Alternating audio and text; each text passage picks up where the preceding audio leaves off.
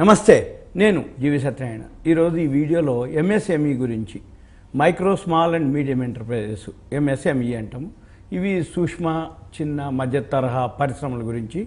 అయితే మొన్న ఒక 3-4 రోజుల కిందట ఎంఎస్ఎంఈల కోసం ప్రత్యామ్నాయ ఫైనాన్సింగ్ గురించి పీయూష్ గోయల్ గారు ఒక అనౌన్స్మెంట్ చేయడం జరిగింది.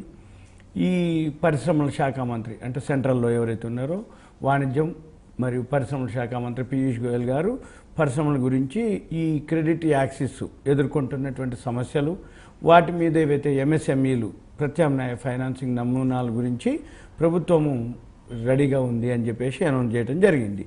అయితే ఈ మైక్రో స్మాల్ మీడియం ఎంటర్ప్రైజెస్ ఏవైతే ఉన్నాయో అవి ప్రతిపాదిత పారిశ్రామిక టౌన్షిప్లో అనమాట. అంటే విలేజెస్లో కానీ డిస్టిక్లో కానీ కొన్ని ఏరియాలు ఏవైతే ఉన్నాయో అవి నిర్దిష్ట ప్రాంతాలను ఏవైతే ఉన్నాయో వాటితోటే జీడిపి పెరుగుతుంది. అంటే micro small medium enterprises develop అయితేనే జీడిపి డెవలప్ అవుతుంది, పెద్ద తరహా పరిశ్రమలు కూడా డెవలప్ అవుతాయని చెప్పడం జరిగింది.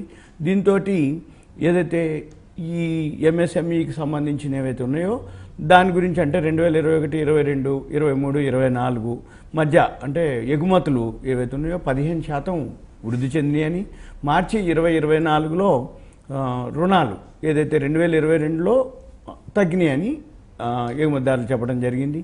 దీంతో వీళ్ళు ఏమేమి సమస్యలు ఎదుర్కొంటారు, వాటి మీద నిర్దిష్ట వివరాలు తెలియజేయండి అని చెప్పేసి వాళ్ళు చెప్పడం జరిగింది. అయితే కొలటరల్ అడిగినారు అనుకోండి, ఉదాహరణకి ఈసీజీసీ, ఎగుమతి క్రెడిట్ గ్యారంటీ కార్పొరేషన్ అంటారు. అంటే ఈసీజీసీ అంటే ఎక్స్పోర్ట్ క్రెడిట్ గ్యారంటీ కార్పొరేషన్. అది అందుబాటులో ఉంది అనుకోండి. బ్యాంకులు కానీ ఏవైతే తాకట్టు గురించి కానీ వాళ్ళు అడుగుతున్నారా, ఎగుమతి గురించి ఏవైతే క్రెడిట్లో ఏదైతే విఫలమైన సందర్భంలో ఈసీజీసీ ద్వారా మనము 90% గ్యారంటీ తీసుకున్నప్పుడు వాళ్ళు ఎలాంటి ఇంట్రెస్ట్ కలెక్ట్ చేస్తారు, వీటన్నిటి మీద ఏదైతే నిర్దిష్టమైనటువంటి అభిప్రాయాలని పొందినట్లయితే బ్యాంకర్లతోటి మేము తీసుకోగలుగుతామని చెప్పడం జరిగింది. అయితే వీటిల్లో ఏదైతే ఉందో మన ఎంఎస్ఎంఈకి సంబంధించి ఇప్పుడు బ్యాంక్ వెళ్ళి మనం తీసుకోవచ్చు. అంటే బ్యాంక్ వెళ్తే వాళ్ళు దానికి సంబంధించినటువంటి ఫైనాన్సింగ్ నమూనాలు, వాళ్ళు ఏదైతే దానికి సంబంధించిన ఇన్ఫ్రాస్ట్రక్చర్ అంటే దానికి సంబంధించిన నమూనాలు, ఆలోచనలు రెడీగా ఉంటాయని ఒక కార్యక్రమంలో చెప్పడం జరిగింది. అయితే వీటిని ఇండస్ట్రియల్ డెవలప్మెంట్ ఏరియా అంటారు.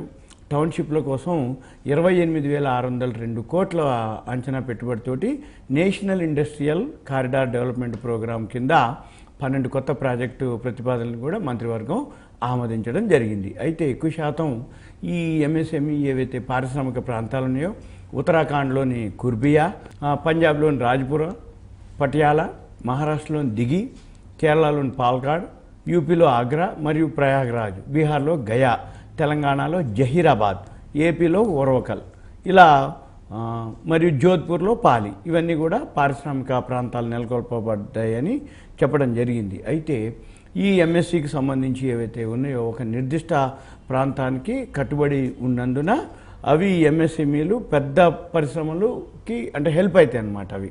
అయితే ఇప్పుడు ప్రజెంట్ ఏదైతే ఉన్నాయో ఎక్కువ శాతం పెద్ద సిటీలలోనే ఉన్నవి, దాన్ని చిన్న విలేజెస్లోకి, డిస్టిక్లో కూడా పెంచాలి అనేది ఉంది. అయితే వాటితోటి 100 ఎంఎస్ఎంఈలు మద్దతు పర్యావరణ వ్యవస్థలో ఉన్నాయని గోయల్ గారు చెప్పడం జరిగింది. అయితే ఇంకా ఈ మంత్రిత్వ శాఖ ఏదైతే ఉందో సింగిల్ విండో సిస్టమ్ ఇనిషియేటివ్పై పరిశ్రమ ఫీడ్బ్యాక్ ఇవ్వడం లేదని బాధ వ్యక్తం చేయడం జరిగింది. ఇవన్నీ కూడా మనము ఏం చూడాలి అంటే ఎంఎస్ఎంఈ ఎవరైతే మీ దగ్గర మైక్రో కానీ స్మాల్ మీడియం ఎంటర్ప్రైజ్ పెట్టదలుచుకుంటే దానికి సంబంధించిన ఇన్ఫర్మేషన్ ఏవైతే ఉందో వెబ్సైట్లోకి వెళ్తే మనము ల్యాండ్ కనుక ఉందనుకోండి, వాటితోటి మనము ఎలా చేయాలి, ఏం చేయాలి అనేది మనం ప్లాన్ చేయొచ్చు. తర్వాత ఇప్పుడు ఏవైతే బిజినెస్ లోన్లు ఉన్నాయో, అయితే పైసా బజారు లాస్ట్ గురువారం విడుదల చేసిన విశ్లేషణ ప్రకారము 70% పైగా ఈ సూక్ష్మ, చిన్న, మధ్య తరహా పరిశ్రమలు అంటే ఎంఎస్ఎంఈలు ఏవైతే ఉన్నాయో స్వయం ఉపాధి వినియోగదారులు తక్షణ ఆర్థిక అవసరాలు తీర్చుకోవడానికి ఉపయోగపడుతున్నారు. అంటే వాళ్ళు ఇమీడియట్గా అటువంటివి ఉపాధి కావాలి అనే దాని మీద కోరుకోవటం జరుగుతుంది. అయితే ఈ 70% పైగా ఈ ఎంఎస్ఎంఈలు ఏవైతే ఉందో స్వయం ఉపాధి వినియోగదారులు వర్కింగ్ క్యాపిటల్ ఖర్చులు, ముడి సరుకులు కొనుగోలు చేయటం, లోన్ని ఏకీకృతం చేయటం వంటి తక్షణ ఆర్థిక అవసరాలకి తీర్చడానికి ఈ లోను అవసరం పడుతుంది అనేది కంపెనీ యొక్క విశ్లేషణలో తేలింది. అయితే ఈ విశ్లేషణలో ఈ వ్యాపారంలో 30% కంటే తక్కువ మంది భవిష్యత్తు వృద్ధి అవకాశాలు మరియు marketing, brand, building, machinery upgrade చేయటం లేదా ఎక్స్పాన్షన్ విస్తరణ కోసం అదనపు కార్యాలయ స్థలాన్ని పొందటం వంటి కార్యక్రమాల ఆధారంగా రుణాలని దరఖాస్తు చేసుకోవడం జరుగుతుంది. అయితే ఎవరైతే ఈ ఇండస్ట్రీ కానీ అంటే మైక్రో, స్మాల్, మీడియం ఎంటర్ప్రైజెస్ విలేజెస్లో కానీ డిస్టిక్లో కానీ వాళ్ళు పెట్టాలి అంటే భౌగోళికంగా వ్యాపార రుణాల ప్రకారంగా ఆ ప్రోడక్ట్ కానీ ఆ సర్వీసెస్ కానీ డిమాండ్ ఉందా లేదా, ఎక్కువగా ఇవి ఢిల్లీ, ఎన్సీఆర్ మరియు ముంబై నేతృత్వంలో మెట్రో నగరాల్లో బాగా కేంద్రీకృతమై ఉండటం జరిగింది. ఇప్పుడు ఢిల్లీ, ఎన్సీఆర్, ముంబై, హైదరాబాద్, బెంగళూరు, కోల్కతా, చెన్నై మరియు పూణే ఇవి టాప్ 7 మెట్రోల్లో రుణ దరఖాస్తులు ఎక్కువ శాతం 53% పైగా ఈ సిటీలలోనే ఉండటం జరిగింది. మిగిలిన 47% వచ్చి నాన్ మెట్రో ప్రాంతాల నుంచి రావడం జరిగింది. జైపూర్, సూరత్ అయితే ఎక్కువ అభివృద్ధి చెందాయని పైసా బజార్ ప్రకారం టాప్ 7 మెట్రోలు వ్యాపార రుణాలు డిమాండ్లో సగానికి పైగా దోహదపడుతున్నాయని, నాన్ మెట్రో నగరాలు డిమాండ్ వాటా సంవత్సరాన్ని పెరుగుతుందని చెప్పడం జరిగింది. ఈ విశ్లేషణ ప్రకారం దాదాపు 40% బిజినెస్ లోన్ అప్లికేషన్లు వర్కింగ్ క్యాపిటల్ కోసం ఎక్కువ నడపబడుతున్నాయి.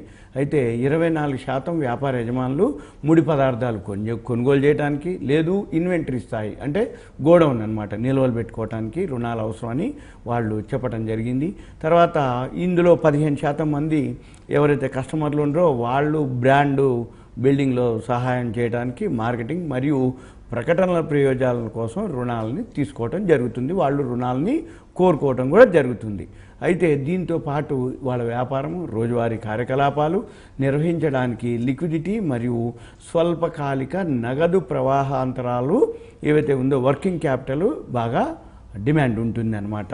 అయితే మనం ఏం చేయాలి అంటే ఎంఎస్ఎంఈ ఏదైతే ఉందో మీకు ఏదైతే డౌట్స్ కానీ ఏవైతే సలహాలు కానీ ఏదైతే ఉందో మీరేం చేయాలి అంటే మీ దగ్గర ఉన్నటువంటి ల్యాండ్ బ్యాంకు, ఈ ల్యాండ్ బ్యాంక్ కానీ ఏవైతే ఇండస్ట్రీ కానీ మీకు ఎక్స్పీరియన్స్ కానీ అనుభవం కానీ మీ దగ్గర మీ ఊళ్ళో విలేజ్లో కానీ డిస్టిక్లో కానీ మీ మెట్రో సిటీలో కానీ రా మెటీరియల్ ఎక్కడ దొరుకుతుంది, మార్కెటింగ్ ఎక్కడుంది, అవన్నీ కనుక మీకు కొంచెం అవగాహన ఉంటే మనము వాటికి సంబంధించినటువంటి సలహా కానీ సర్వీసెస్ కానీ ఇవ్వడానికి వీలవుతుంది. వాటికి సంబంధించినటువంటి వెబ్సైట్లు ఉన్నాయి. ఈ ఎంఎస్ఎంఈలు ఎక్కువ శాతం తయారీ అంటే మ్యానుఫ్యాక్చరింగ్, రిటైల్ లేదా కాలానుగుణ పరిశ్రమల్లో పనిచేస్తాయి అన్నమాట. అయితే ఆర్డర్లు నెరవేర్చడానికి, కస్టమర్ డిమాండ్ తీర్చడానికి అవి అంతరాయం లేనటువంటి సరఫరా కీలకం అని చెప్పేసి వెల్లడించడం జరిగింది. అయితే దాదాపు 9% మంది స్వయం ఉపాధి వినియోగదారులు తమ ఉత్పాదకతని అంటే వాళ్ళ ప్రొడక్షన్ ఏదైతే ఉందో బలోపేతం చేయడం, ఖర్చులు తగ్గించుకోవటం, ఆధునిక పరికరాల ద్వారా ఉత్పత్తిని పెంచటం, నాణ్యత పెంచటం, మళ్ళీ వాటి మీద దృష్టి సారిస్తున్న యంత్రాలను అప్గ్రేడ్ చేయటం కానీ మరియు వాటికి సాంకేతికతలో పెట్టుబడి పెట్టడం కోసం ఎక్కువ శాతం దరఖాస్తు చేసుకుంటున్ననేది అది విషయం అన్నమాట. ఇది ఎంఎస్ఎంఈ కానీ మీకు ఏదైనా ఉంటే ఇదంతా only awareness, education, information, knowledge purpose మాత్రమే. ఇంకా ఎంఎస్ఎంఈ మీకు కనుక కావాలి అనుకుంటే మీ పేరు, ఊరు దయచేసి కాల్ చేయొద్దు. మీ పేరు, ఊరు వాట్సాప్ మెసేజ్ పెట్టి కంటెంట్ రూపంలో పెడితే నేను వీలు చూసుకొని మళ్ళీ మేము డిస్కస్ చేయొచ్చు, ఎక్స్ప్లెయిన్ చేయడానికి వీలవుతుంది. ఓకే, థ్యాంక్ యూ, సెలవు.